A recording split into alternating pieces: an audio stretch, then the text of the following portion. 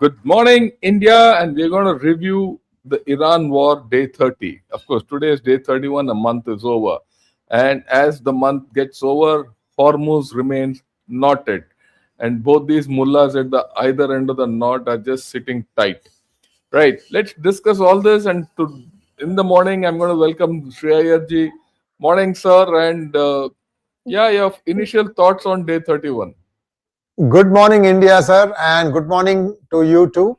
Viewers, there is something that's going on that I'm trying to wrap my heads around and not really coming up with any answer. Sir, one thing, Israel goes and attacks Iran's steel plants.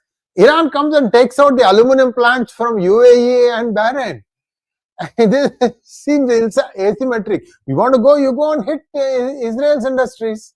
So I want to see, this is the confusion I have. What is this thing? Who is dragging who else into this conflict? Over to you, sir. The way I look at it, Iran doesn't have a political head today. The problem with Iran is the politics of Iran are being run by a set of military characters. And those military characters say, you hit me, I hit you back. It's just punch and counter punch. And they have a stash of missiles hidden somewhere, which our chaps are not able to either hit or find out. And they'll keep pooping. Right. So it's not this thing. That's it. That's the simplest explanation I can give, because there's no logic. And they're going to suffer. Let me tell you, as days go by, I don't know whether USA will win or not, but Iran will lose. And yesterday also I made this point. I'm making this point at the start before we get into any presentation and all that. The fact is that Iran might win militarily or seem to be winning militarily, but it is losing politically. And everything is about war is political in nature at the end of the day. This is my view. So your view, and then we'll get on to a presentation which I have. Sir, their foreign exchange is only good for 15, 18 days left now. And with all the disruption that has happened in oil that is being rationed inside the country, I don't know what is it that they are holding out for.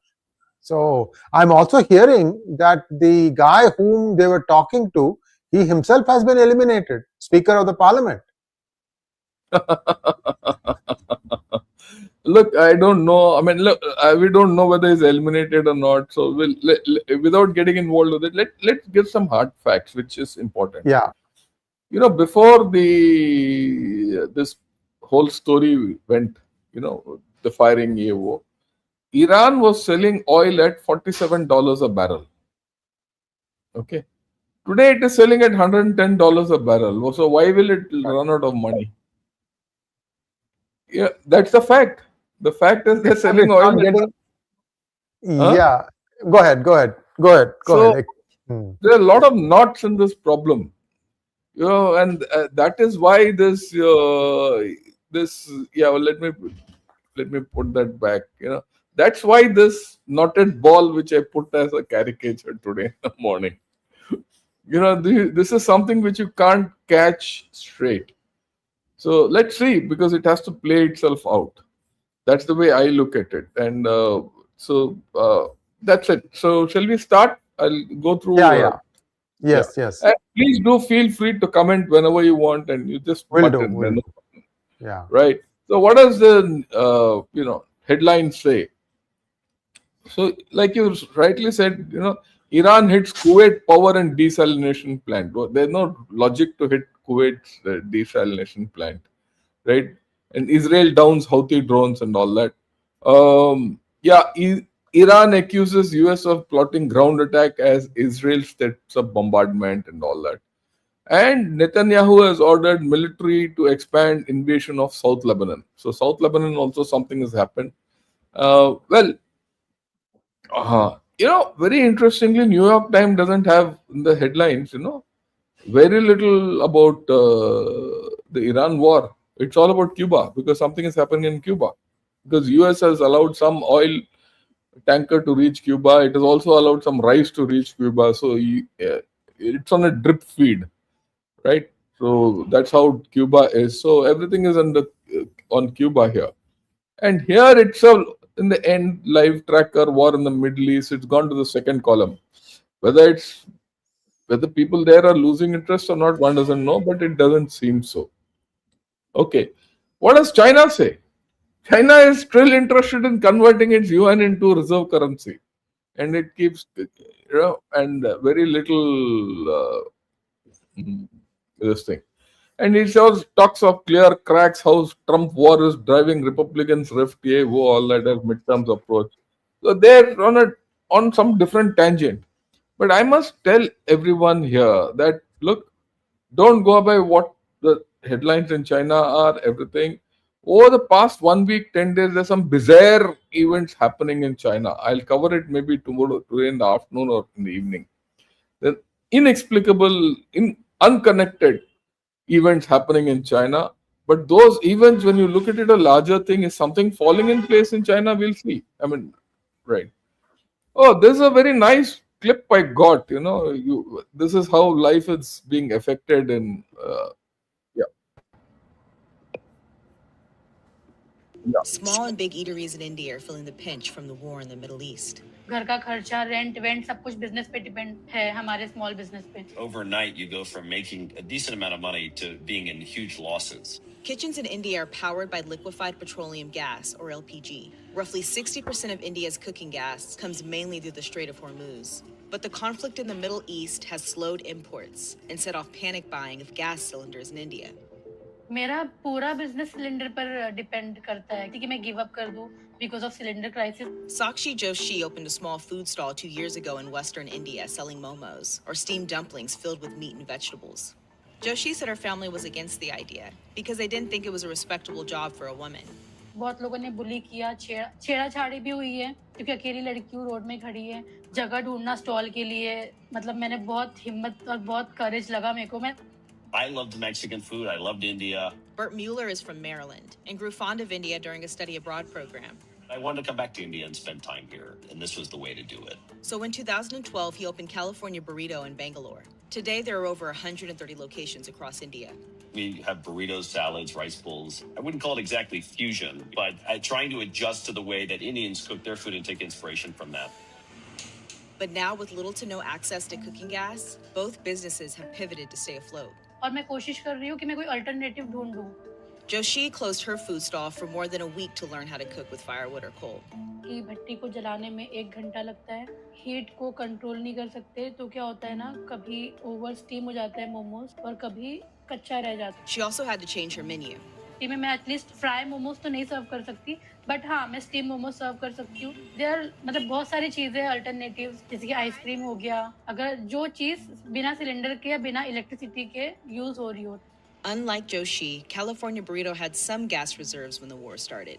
But to keep the doors open, the company spent over $100,000 to buy electric induction stoves and fryers. We were quick, so we placed the orders before other people did. We got the approvals to get electrified. Stores that needed capacity enhancements in terms of their electrical load, we got those done. This allowed the company to keep the menu the same.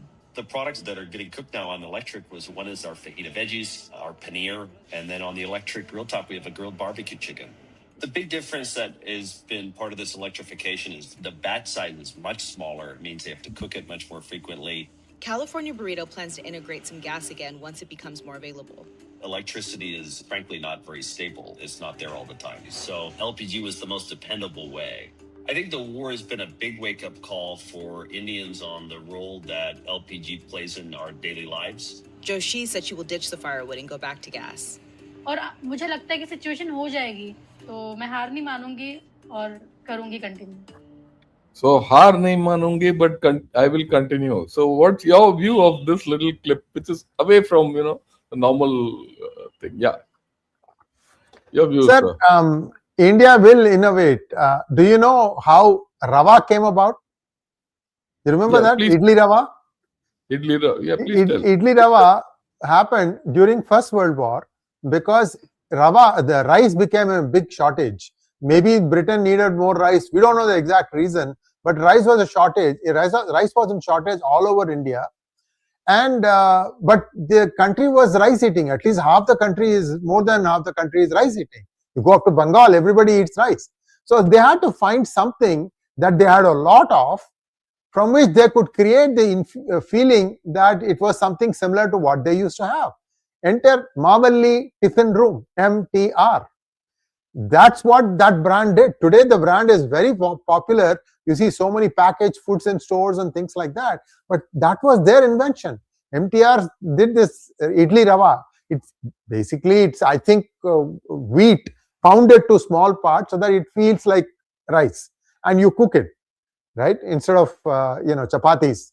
So India will find a way, sir. I don't think there's a problem. My guess is India is going to do LNG. They will move to LNG very fast. You don't need power. Electricity doesn't have to be there. LNG pipe is there, it will come. Right? Yeah. So it divorces itself from the power. This is what the induction heater has a problem with. Not only that, if you think about a flat, 100 flats, if everybody turns on their induction heater, imagine the surge in the electricity. Yeah. So a lot of issues, but then, well, India is coping, so is the rest of the world. And let's get going ahead. Look, this is the latest tracker of casualties. Iran is inching up, so is Lebanon, right? But look, again, I make this point. Iran might have lost 2,000 people, but their own people have killed about 15,000 people last 2 months. Yeah. So the casualties of this war is much lesser than what the Iranian IRGC has inflicted upon its own people. So that itself tells you that, look, this regime is past its sell-by date. I'd like to put MBS, what he spoke, because that's important, this thing. Let me know if you can hear the sound or not. Yeah. هناك بلا شك مشاريع كثيرة في العالم هدامة، وللأسف اليوم أن أغلب هذه المشاريع الهدامة موجودة في الشرق الأوسط وبجوارنا في المملكة العربية السعودية. هناك نظام إيراني نعرف جميعا أنه هدف أيديولوجي بحت، ليس هدفه خدمة مصالح إيران والمواطنين الإيرانيين، بل هدفه خدمة مصالح الأيديولوجية الإيرانية. والأدلة كثيرة من 30 سنة الماضية، وآخرها حصلوا على 150 مليار دولار لم يبنوا حتى شارع أو مجمع سكني أو مجمع صناعي في إيران. فهدفهم واضح، فقط دفعوا فيها إرسال صواريخ للسعودية ودعم منظمات إرهابية في أماكن كثيرة في العالم. This is the important point he makes. He says they were given $150 billion by Obama. I mean, that is debatable, good, bad, or ugly. But the fact is, they spend money in supporting terrorists and missiles and war and all that, and they didn't do anything about their own people. But finish. Let's listen to him fully. أيضا عمل النظام الإيراني على دعم الإرهاب ليس فقط في حزب الله أو الحوثيين أو هذه المنظمات. نجد اليوم الكثير من قيادات القاعدة متواجدة في إيران، بما فيهم ابن أسامة بن لادن، ترعرع وتربى وكبر في إيران، والآن هو يحاول أن يكون القائد القادم لتنظيم القاعدة. فجميعا نعرف هذا المخاطر، وليس لدينا أي ضبابية على هذه المخاطر، ونحن نتواصل ونتفهم كيف نتعامل معها ونتأكد أن العالم كله آمن وسليم، سواء في الشرق الأوسط أو في أوروبا أو في أي أماكن أخرى في العالم، من هذه الأفكار الهدامة. Yeah. So what do you make of this? Your views? So he has openly come out and said that Iran is a terrorist regime, and why he kept quiet this far is another matter for another day. Now he himself is hurting, and you see the story on the grapevine, General Shankar, is it was KSA which was egging United States to go bomb Iran more than Israel. That's the story on the grapevine, sir. Yeah, fine. So that's where it is. So look, again, it just reinforces my point which I've been making. This war is going to go to a definite end. Let's make no bones about it. Let's not have any doubts about it. And that end, the way I look at it, is the minimum. That's the minimum. The Strait of Hormuz will be under international control. Iran might have a role, but it will be under international control. And some kind of a, Iran has to get off its high horse. Otherwise, it's going to get destroyed. Today, it might seem that it is causing a lot of damage with missiles, and all that, but eventually it has to, because it's now no more just USA versus Iran. It is the Gulf and the entire Muslim world versus Iran. That's the most important point. But in amidst all this, you must listen to what friend Trump says. This is what he said. Getting a lot of the things that they should have given us a long time ago. See how it works out, but they're very good. Moving along very nicely. They've destroyed a lot of additional targets today. The Navy's gone, the Air Force is gone, we know that. But we destroyed many targets today. It was a big day. And we are negotiating with them directly and indirectly. We have emissaries, but we also... So he says, we are negotiating with them directly and indirectly. That's a big statement. Okay. Now, that's a big statement. Directly, and as you know, they've agreed to send 8 boats 2 days ago, and then they added another 2, so it was 10 boats. And now today they gave us as a tribute, I don't know, I can't define it exactly, but they gave us, I think out of a sign of respect, 20 boats of oil, big boats of oil. So now he says they're giving 20 boats of oil. Okay. No, this is what Pakistan is claiming.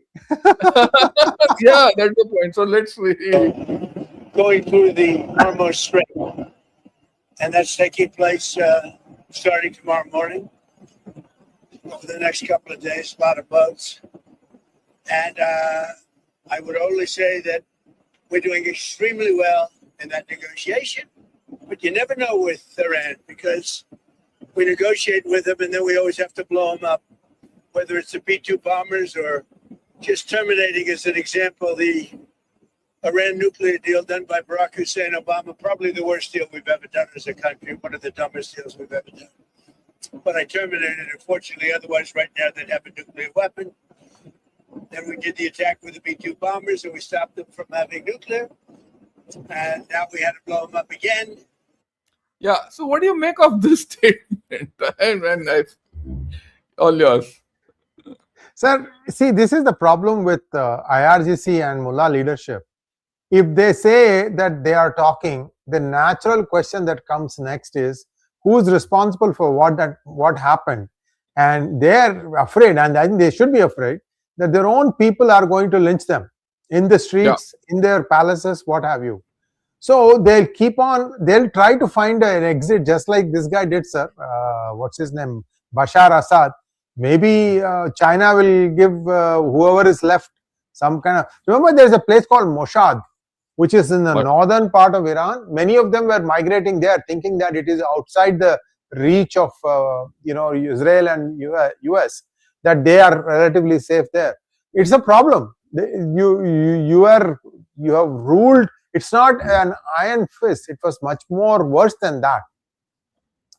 Yeah. And this is what happens, sir. Yeah, I agree with you. The only thing which I want to point out is I don't know what to believe. Trump suddenly talks of 10 boats, which I don't see any evidence. Then now he's talking of 20 boats, which again we don't know. Now you introduced the thing about Pakistan. Pakistan barely has 20 boats. So let us see how this whole story goes out, right?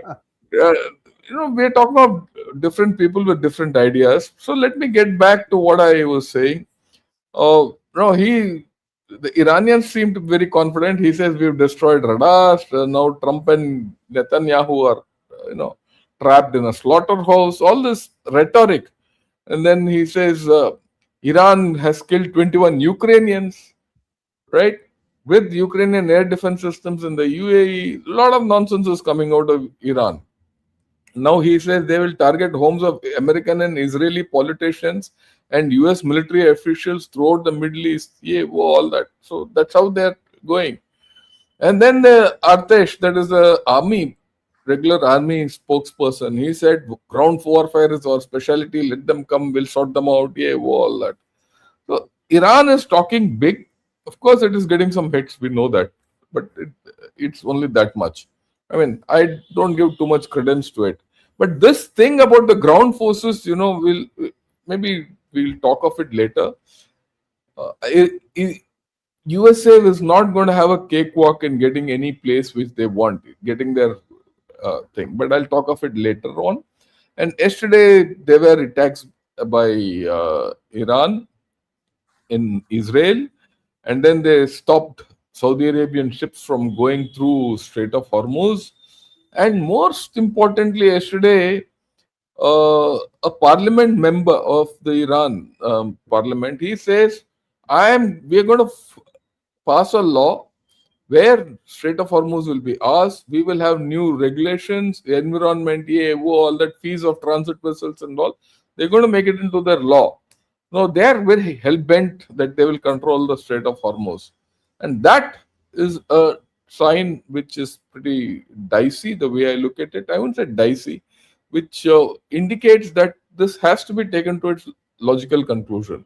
You can't let one of the big straits in the Middle East, the most critical strait in the Middle East, in the control of Iran. Right. There's a clip which I want to show. Many people are saying how Iran missiles have been doing well, all that. But have a look at this so that you understand. Yeah. Yeah.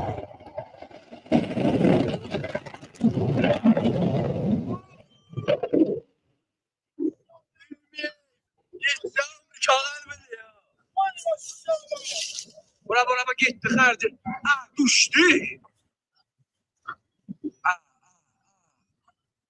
برا قلب شد. يا أبا الفتح. يا أبا الفتح. يا أبا الفتح.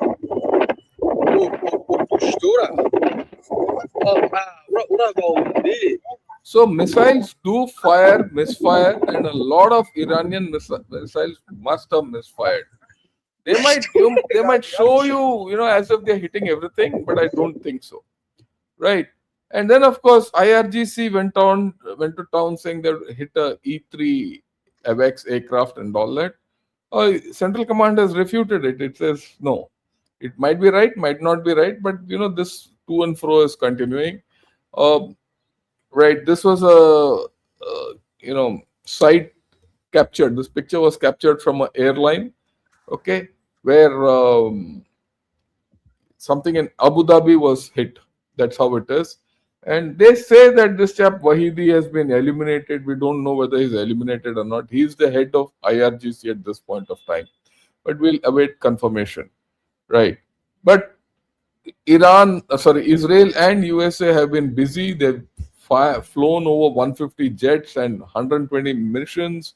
They're taking out sites for development of ballistic missile bases, military industries, research and development. The same thing with the repeating. This is a systematic breakdown of Iranian military infrastructure and civil infrastructure. There's a very clear plan with these chaps as to how they're doing it. It's going to take time, but it'll be done. That's my view. Okay, they're hitting IRGC related infrastructure. Basically, you see, all the businesses of in Iran are controlled by IRGC. Now they started getting after them. They are also getting after housing and residential complexes where these IRGC and army people live. Okay, so it's pretty systematic. It might not be dramatic.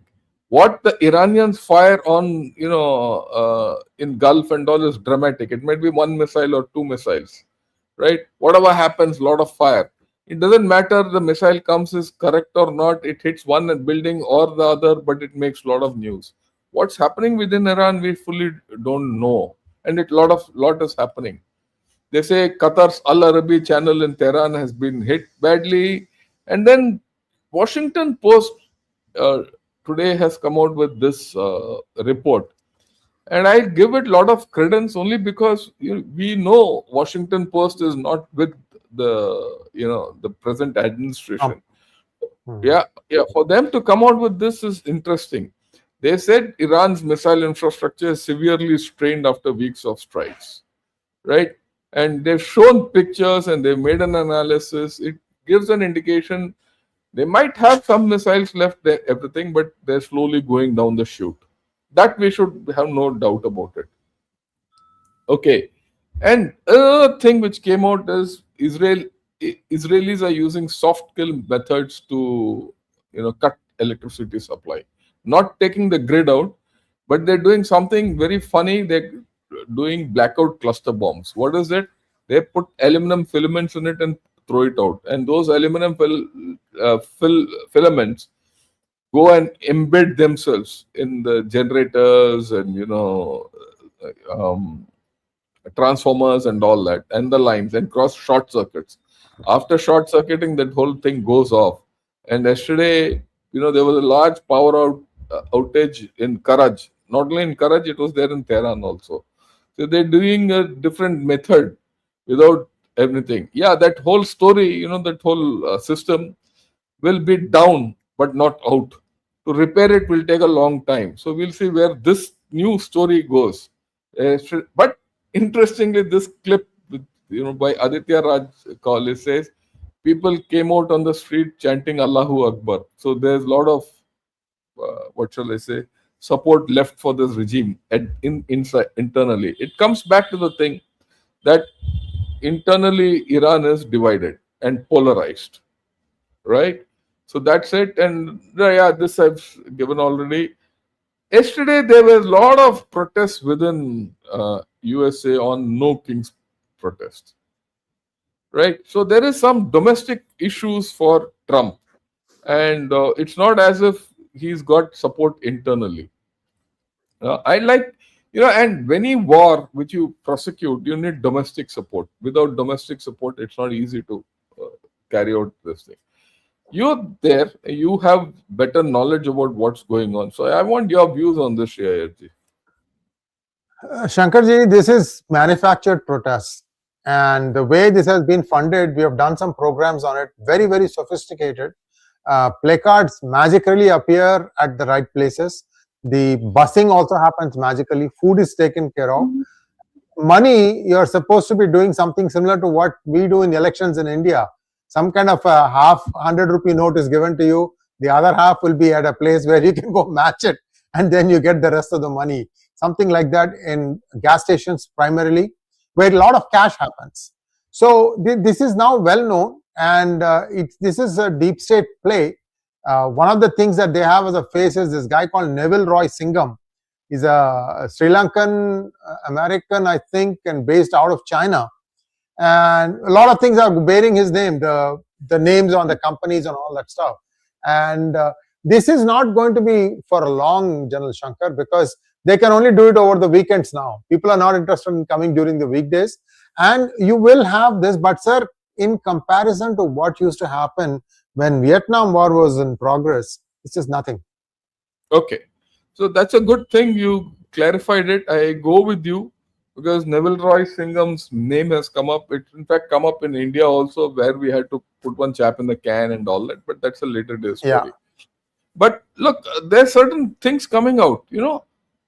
This report says everyone thought that UAE will be a soft target, but UAE has stood up to Iran, and it has stood up so well that, look at this. This is now confirmed. A lot of people are confirming this. UAE has seized $530 billion of Iranian assets in UAE, which were there. We knew, we've been speaking, Iran used to fund all its money and do everything through Dubai. So a lot of Iranian money is in Dubai. So this money is stuck. Now Dubai has taken it. It will not give it back, very clearly. So you see this, then this will happen everywhere. No. Any Iranian asset anywhere will be seized. The fact is that Iran is now fighting against itself. Don't you think this is an important and interesting development of views? Very true, sir. I've done a monologue that will be released in a few hours from now, primarily looking at what UAE has done. That 99-year residency golden visa was given to many individuals who are probably outside of Iranian origin. And now they are no longer welcome. They can't come back into UAE. Not only that, sir, there are some Iranian-run hospitals, Iranian-run schools. These have all been closed in UAE. I think it's a little bit questionable, because where are those people who are seeking treatment going to go? And what about the children? I mean, you are again breeding hatred from a very young age. I'm a little ambivalent about that.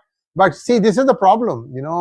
You let money come in freely, and now when you try to hit them, they say, okay, your money is no longer yours, it's ours. So either side, it's not an easy situation to be in. Yeah, I go with you completely, and so things are interesting. But from just the war point of view, Iran should start realizing that look, it's hitting its own pockets, and this is the problem with Iran. Iran is not dealing with it politically anymore. Iran is dealing only militarily, and militarily it will lose the war because at the end of the day, it is the war is has to culminate in a deal, a political settlement, or a treaty, or some samjhauta or understanding or something like that. Whatever, right? That's not happening. Iran is, fighting a losing war hereafter. That's my view, and I'm now very clear where this whole story is going. The only thing is the physicality of the Strait of Hormuz, all that. We'll see how it goes. And then, of course, we'll turn to Pakistan. This whole thing, Wall Street Journal has come out with this report. Once isolated by Washington for harboring Osama bin Laden, it has come into pole position. Yesterday, there was this quadrilateral consultation between Turkey, Saudi Arabia, Pakistan, and Egypt. And they've posed it for a family photo. I don't know what kind of a family it is. And there's nothing which has come out of it. The Pakistan has put 2 pages worth of everything. And this fellow Ishaq Dar has said, United States and Iran have expressed confidence in Pakistan to facilitate potential talks. So let us see how all this is going. At the end of the day, Pakistan is just a pipeline, right? They're providing a pipeline. Okay, and they'll have to pay for it. On that, I have no doubt.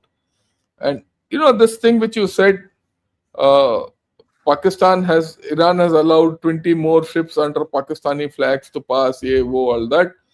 So this Diva Jain has very clearly said Pakistan doesn't have 20 ships, it's got only 12. Right? And there is no way every Pakistani flag vessel is in existence is on Hormuz. So there's a lot of propaganda going on of this 20 vessel business. Okay. And then there's the internal problems in Pakistan. Yesterday, the Afghan border flared up and there were TTP threats. So they keep every second day, they are blocking off one part of Islamabad or the other. Right? And there is news. I don't know whether it's right or not, but this gives an indication. Saudi Arabia is turning screws on Pakistan. They've got 6.3 billion there. So you return it or you do act the way we want.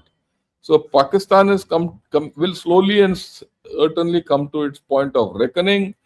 And then, of course, like I said, yesterday there was a lot of firing in Kunar, Pakistanis. So that's how it is. So before I go to the other things, I want your view on Pakistan and what's happened and all that in this ministers' meeting and all that. Your views on that. Sir, last count, Pakistan owed $30 billion to China. And I can't even total up how much money they owe to Saudi Arabia because they have been giving oil on credit that never was even paid. I think Saudi probably have given something similar. And with both these countries, there is no hope of ever getting anything back. And with IMF giving them the drip treatment, I don't know how long Pakistan will last. They have an informal economy, but even that informal economy needed black market oil from Iran, which is dried up now in the last 30 days. Maulana Diesel. Why is he called Maulana Diesel? Yeah, I completely formal economy, formal economy gone, informal economy also gone. India needs to be sure that they don't start coming into India because there's a food problem in Pakistan. I don't know how that's going to be tackled. No, they'll not come to India. There's no doubt. Right? They hate us too much. There's no way. There's no way. Right. So look, let me turn to a few other issues, and the few other issues are one is that there are problems in countries like Ghana, South Africa, Kenya, and other places in South Africa, the African continent. They don't have oil. People are running out of oil. People are running out of fuel. It's okay, India has more, but people are there. So this political pressure will start building up on both USA and Iran to get to a solution. As of now, Nigeria is stepping up and Nigeria will make a lot of money, but that's about all. And very interesting, this is another thing which has happened. Russia has announced a ban on gasoline exports until 31st July, and it's going to come in effect in 1st April. April, May, June, July. And why? Ukraine has struck Russia's second largest oil refinery. The first one was stuck last week. They've stuck the second one also. As a result, Russia will export crude, but not gasoline, right? So this is an interesting development. Your views on that? After that, I'll give you my views. Sir, I hope none of these misfired missiles from Iran find their way to Jamnagar, sir. You never know. No. That won't happen. That won't happen for many reasons, right? Then Iran is the big loser if that happens. Look, let me put it this way. Iran is in India, for Iran, which is that place where they can go safely and talk. India. I have said this. Right? India has helped Iran consistently in this whole story. We could have easily taken a thing against. I mean, look at it. You know, our Prime Minister went to Israel one day before this war. Yeah. Remember that? Right? So people said, oh, he shouldn't have been there and he didn't know about the war, right? Logically, that's... But what people don't understand and probably have missed out is while our Prime Minister was there, the naval chief of Iran was in Visakhapatnam on that day, in the fleet review. He met our naval chief. Okay. So it's not as if they didn't know what we were doing and we don't know what's going on.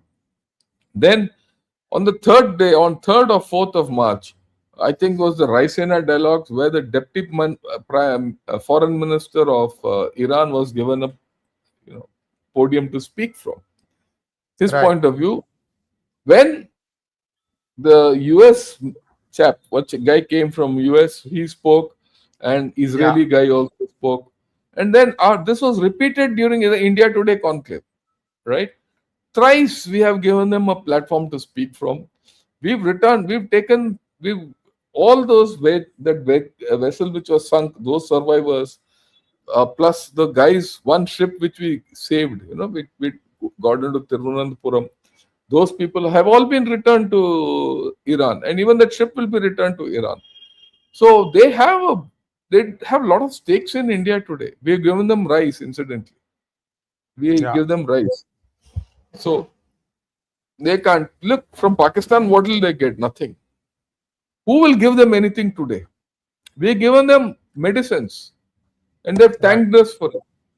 Now this has all happened. So I don't see that happening, because that's the last bridge they'll burn is with India today, Iran. Right? So to that extent, I'm not too bothered. And just to reinforce my point, there are 2 more LPG tankers coming in. Yesterday 2 came, 2 more have been allowed in. Right? So I don't see that story coming up where we will have a problem with gasoline. In fact, India's gasoline capacity is something which everyone will protect. Right? And by now, I'm sure India has taken adequate defense against all these gasoline, Jamnagar, basically Jamnagar, and in that belt where it is. So I don't see this as a problem. I mean, this is my view. You have any other view or anything, we can talk of it. Right? No, and sir, that's all I wanted to say. Yeah. 1 minute, before you. This is a picture yesterday which was shot from one of the LPG carriers from their thing with the Indian Navy escorting them. There's a clip which I didn't show, but I just thought I'll think. Yeah, your views on this whole story now, please. Sir, we were one of the first ones to say that India has a bold strategy that it believes under UNCLOS that this is international waters and it should not be stopped. And we are seeing evidence of that now.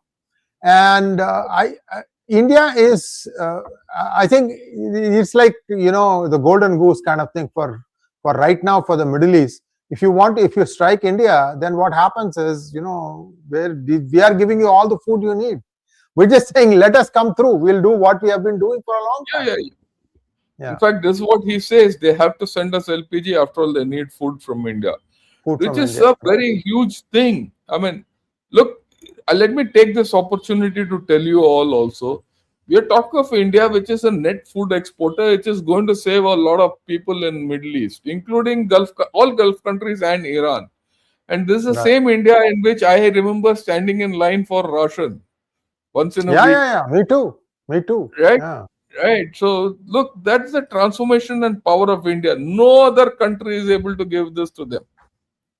Please understand this thing. So I don't think we will have a problem at all. My personal view. I mean, we will have our other problems, but not problem from Iran. Okay. Now, having said this, this is something interesting which I saw. Anurag Kumara Dissanayake, the Prime Minister of Sri Lanka, he spoken to our Prime Minister about fuel supply disruption and grateful for India's swift response. 38,000 tons of fuel arrived in megatons of fuel arrived in Colombo. He's also said thanks to our External Affairs Minister for the close coordination. This is the Prime Minister.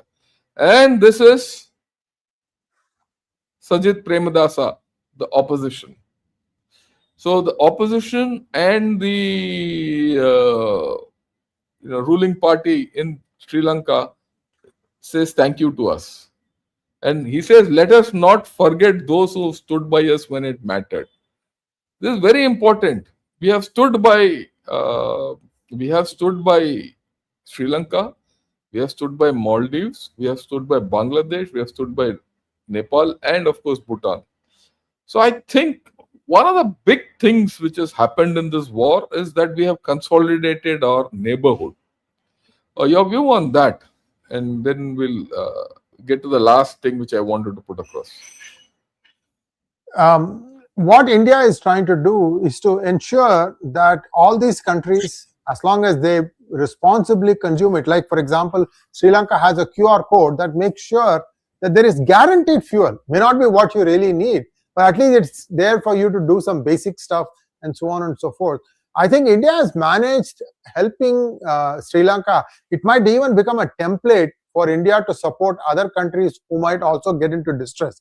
Nepal is an example. Bangladesh is another example. Maldives, I think, is already okay with it now because India is doing a lot more for them. With the exception of Pakistan, I think everybody else, India is always willing to give a helping hand, including Afghanistan. Yeah. Now, I want to clarify this. Is India so self-sufficient to give oil to neighbors? Yes, we are. We are not only self-sufficient, we are exporting. Please understand this. Right? And, then of course, India helps many more countries than China does. Very important. Both these things are important. Right? Yeah, we have surplus. Operation Dost. Yeah. Right. Yeah. And last thing which I want to put across is something which personal, my anecdote. This is the thing about Vijaypat Singhania, Mr. Vijaypat Singhania, who was honorary Air Commodore of the IAF, passed away yesterday. So I must tell you who Vijaypat Singhania is. Vijaypat Singhania was the owner of Raymond's. He's the guy who owned Raymond's. And he was a great man. He flew in a single propeller plane all by himself from London to Bombay sometime back when in a few years, about 25-30 years back. I met him when I was a GOC of MNG area. We were holding a function, so I got a request from Vijaypat Singhania. Can you invite me? So I invited him over, and he was so nice, and we had of course, drink together in that function, and because I was hosting the function, there were a lot of people, and he was one of them. And I spent 5-10 minutes with him and asking him how did he fly from London to Bombay, and he said, "Look, JRD Tata wanted to fly from London to Karachi, so I wanted to do the same thing." And we had a nice talk, and the pity why I got this is by then his problem had set in. He established Raymond's. Today, Raymond's is a great brand in India. Everyone knows it. But his own son kicked him out of the house and took over the factory or the complete business. And he and his wife were staying in a small little flat in Bombay, right? And of course, later his wife also, I think, passed away, and yesterday he passed away. So I was recollecting this, that's the only meeting I had with him, right? At my house, he had come, and I said, "This is what happens, At the end of the day, he must have died a broken man. His son and daughter-in-law threw him out, and family fluid, all that. So my message to everyone, money doesn't matter in life. Relations matter. Relationships matter. And that's what I wanted to put across. It's just this. Those of you who are listening to me, please understand, relationships matter more than money. Money comes and goes in life. It doesn't matter. You have to be honored and everything. And look at this old man. He is today honored by many people like us. Okay, his son won't be honored. As simple as that. That's the way I look at it. Right. So, right. Very true. your view on this, Shreyarji, I would say your view. Yeah. I've got a lot of quotes. The fabric is made by Raymond. Okay. The man who, it's a pity. And, you have to be loyal to your own self. You have to be loyal to everything. And man is great. And I met him. Such a nice man he was. I'm feeling sad. That's why I thought I'll share it with all of you. I have finished. You have anything to say? Otherwise, no, sir. Let's go to some questions. I'll hang around for another 5 to 8 minutes, and then I'll beg your forgiveness. Yeah. And the audience too. Yep, sure. I'll go through because we have some time. I'll take a lot of questions today. India has also struck Gulf targets. Iran has also struck Gulf targets, including a power and desal. Yeah, we said this thing. Yeah. Before we go ahead, don't forget to subscribe to Ganashot and P Gurus. Also like this video and also join us as members. You'll get, Yes. Okay. And we are meeting tonight again on the Gunner side. Yeah. Iraqi Shia militants have entered Iran to help fight, and child soldiers have been inducted to control the Irani people. Yeah, let's see where this goes. Okay. Thanks for the information. Right. All US wars are a disgrace for them. Your view on this? Well, war is always not a good thing, especially in the way the United States looks at the world. I mean, one disaster after the other. I can't say that this one was something that US wanted to get into, but they had this protection treaty agreements with many countries. That's what I was saying in the beginning of this program, that it was KSA which was more keen that US come and join with Israel to take out all the things that Iran had than anybody else. So please understand that this is not Trump's war. It's somebody else who has wanted it, and because of all the existing agreements, plus they pay good money and they want to invest in the United States, so Trump did a business deal, another business deal. I feel sad for the common Iranian citizen who has to put up through all these things, like, what you said about cluster wire sprinklings on all these things, which will just keep shorting things out. You have to go carefully take out each one before you can turn the switch back on. It's not a easy situation to be. Ohm's law. Okay. You have to go back and yeah. Thanks a lot. Amazing analysis for both by both of you. I have a question regarding India. Do you not think India can have a more proactive role to get something out of this chaos? After all chaos is a ladder. Okay. A proactive role for India. Your views? I think India is doing a lot. It doesn't have to be like what Pakistan does. Like you put out a press release every 30 minutes. And then most of them are pretty useless. India is doing a lot of things in the back end. And I think sometimes what happens is it's better to stay in the shadows and get things moving. And India's biggest concern was the channel. The Hormuz Strait had to be kept open. And I think India has had substantial success in doing that. And you can fight, but at least India is doing its best to keep things in a happy frame of mind for everybody. Sir. Oh yeah, India is doing far more than you think. We are doing a very proactive role, so don't this thing. Yeah, like I told you, we are the only one who's got a, who is listened to in Iran. No one else is Iran listens to. Okay. So why Western media is so fixed about problems in India? I live in Sydney and so many petrol pumps are running out of diesel and petrol. No story in Western media. Food prices inflated. Yeah. Look, that's a fact. I agree with you. When a system starts rising and when a system starts defying gravity, and when a system of and a set of people are doing something which is not being done by others, you will have negative reporting on you. So be patient about it. And especially when earlier they used to look at the hungry, unfed masses in India. That rope chama, that Indian rope trick and that snake chama kind of a narrative which used to go around. That's gone now.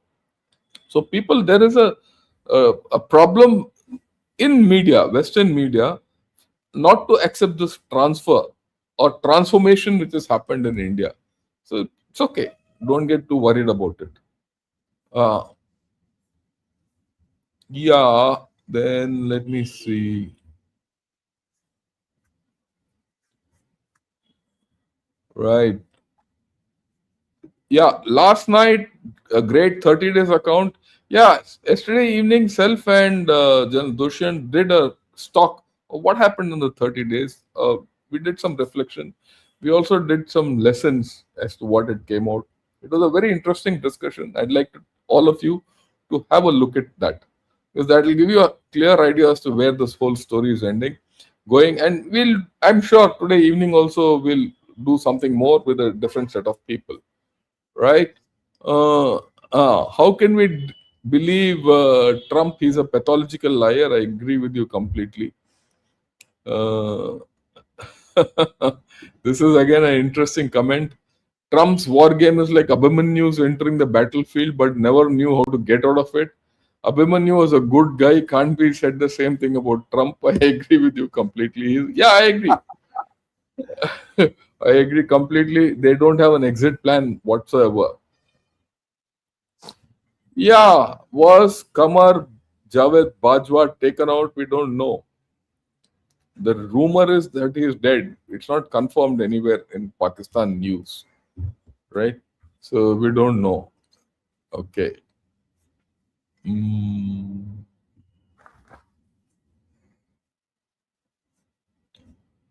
Right. Okay. I really don't see any more question. Yeah. Why is oil price going up in US when actually there is a lot of oil in US itself? Yeah, maybe you can answer that. Yeah, actually, I went and pumped oil today, $5.20 for the lowest category, unleaded. And it's gone up by, I think, about 25%. What can I say? You see, distribution is a problem. In California, I can understand why it's gone up so much, because we foolishly have shut down 3 refineries. 3, not 1, not 2, 3 refineries. One ConocoPhillips, one Valero, and one, I'm not remembering the third one, Exxon or something like that. So, sir, California is a reflection of this woke on steroids. That's what California has become. So, yeah. Then he says, suggestion, have additional gateways for making payments beside Google Pay. Okay, let me think over it. Yeah. Because I'm not into money, incidentally. Yeah. It's clear the hardcore of IRGC is now controlling the narrative. So unless there is a regime change with the politician in charge, Iran is hurtling to destruction, taking other Arab countries with it. Your view? Yes, sir. You are right. it is, see, my guess is, oh, there is one other comment about California. My guess is that IRGC itself, there is no single body. We just talked about Wahid being taken out, and there is rumors that even Speaker may not be alive. So this part of the leadership is completely getting wiped out. And who will be left? Pezeshkian, probably, and the foreign minister, and there is one other guy, defense minister also. And they have to pick up the pieces of their country. And it is also possible that if they say that, okay, we want to sit down and have a peace agreement, Israel may have a way to get some of these things back up quickly also. Sometimes you have an undo button in some of these things. Yeah. So there's one guy who doesn't like my face or my thinking. He must be from Pakistan or China. Hard to believe this man made it to the rank of Lieutenant General. I guess they've considered participation trophies in India. What do you say? We had something like this in a previous episode. One other guy also was venting like this. The best way to do this is to ignore this guy and just move on. No. We should explain to them what I agree with you, but at the same time, we should also tell them, after all, these are all Pakistani guys who are coming up. So those of you who are watching this, watch it carefully, right? Such buffoons will come, so don't get carried away by them. Yeah. Especially those who are from neutral areas. Romesh, thanks a lot for your contribution. Jai Hind sir, political victory is important for our IRGC as well as Trump. High stakes, but for Trump, military victory will also matter. Your take, Shreyarji.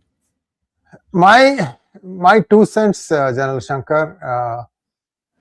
Although the story is that they are still searching for the enriched uranium, I believe that has been accounted for. You make what you want of what accounted for means.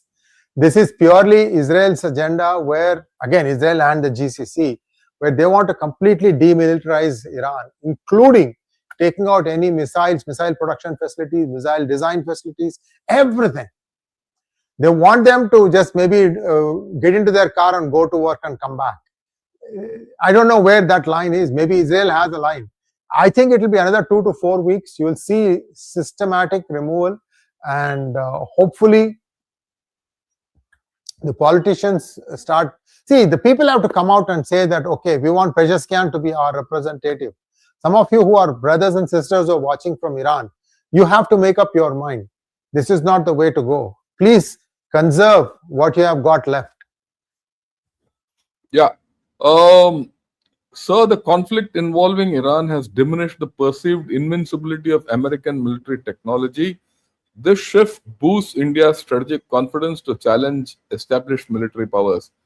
Why do you think that India is not an established military power? We are an established military power, right? That's the first thing, Prax. The second thing is, please go back what we discussed with General Dushyant. Okay.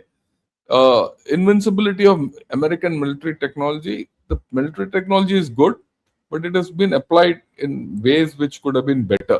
And that's what we discussed yesterday. Have a look at it. Right.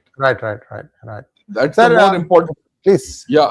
Excuse me, no, sir. I have to take leave.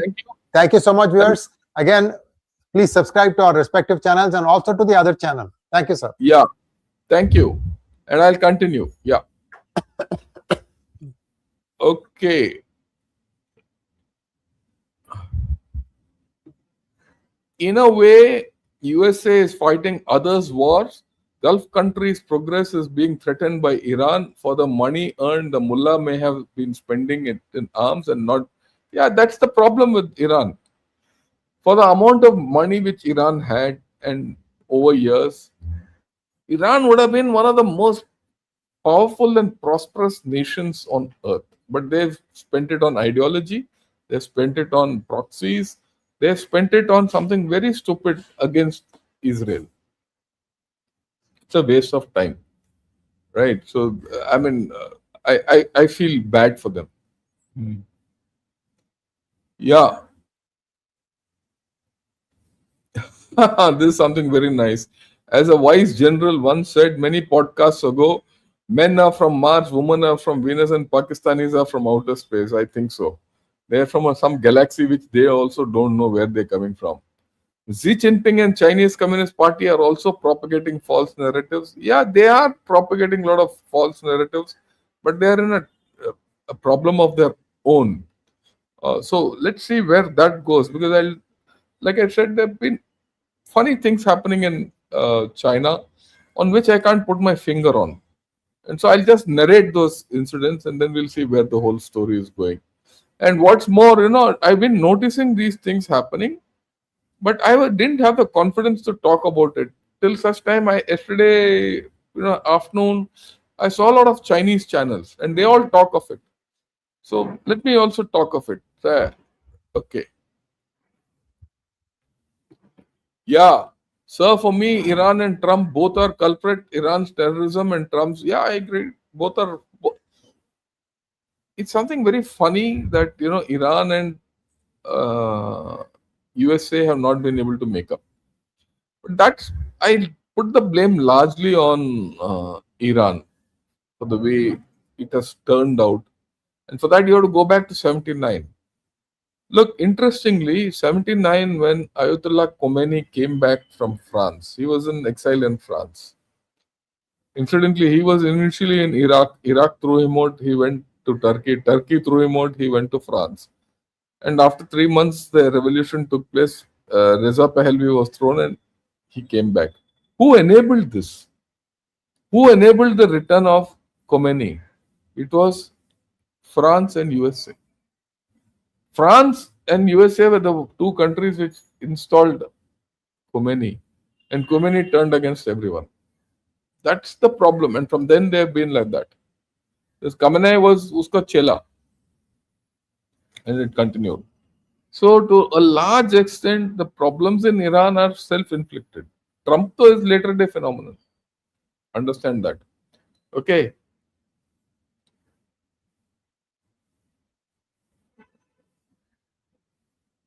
Iran is a test case for why revolution shouldn't be too successful. I completely agree with you. Too much of revolution in this thing. Yeah. Yeah. Yeah. Democrat and moderate in outlook and a warrior in mindset is the way forward. The only way forward. Please understand that. Okay, I think we have done for everything today. Join me in the evening. We're going to have the Gunner site back to Shreyarji. Hopefully, Rashukla and Harimohan will join in. Till then, have a great time. And we'll join in tomorrow back in the morning to evening. Till then, have a thing and we'll see where this war goes. I'm going to be at it because this is not going to subside. Okay. And yeah, people think Trump is responsible for war. No, war was inevitable. I completely agree with you. They were on different planets altogether.